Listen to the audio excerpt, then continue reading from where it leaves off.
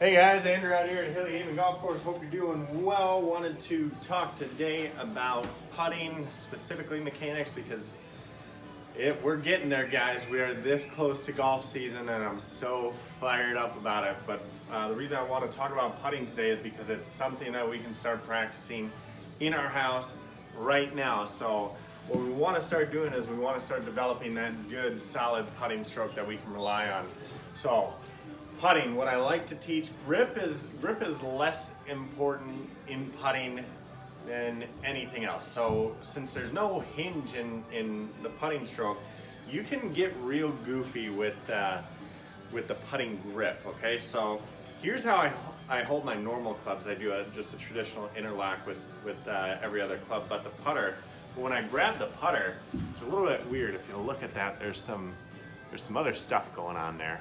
And the reason I overlap more fingers than I do in my full swings is because I really want in my putting stroke for my hands to feel like they're one unit. So I overlap them a whole bunch and just try and make them as unified as possible. So feel free to mess around with your putting grip. I'll tell people putting is more of an art than a science. Okay, the full swing stuff, yeah, there gets to be some scientific stuff, some physics stuff going on in there, but putting, more of an art than a science. So feel free to mess around with that grip, but one thing we do want to still create is a consistent stroke that we can, throw out variables and eliminate some aspects of it that are going to cause inconsistencies. So number one, we want to again take our wrists out of it just like we do with chipping. I don't want to see any wrists, I don't want to see any elbows bending.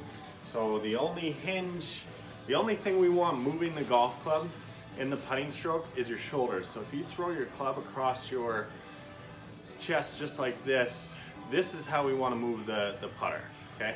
So it's just literally rocking your shoulders back and forth like that. So when I take my putting stroke, it's my shoulders that's moving the putter. If you'll notice the angle that I create, all the angles that I create with my shaft and my wrist, that remains unchanging throughout that whole stroke. Okay, so it's your shoulders moving the putter, not your wrists. I don't want to see a lot of flippiness in your wrists. I don't want to see any flippiness in your wrists. So start working on that stroke.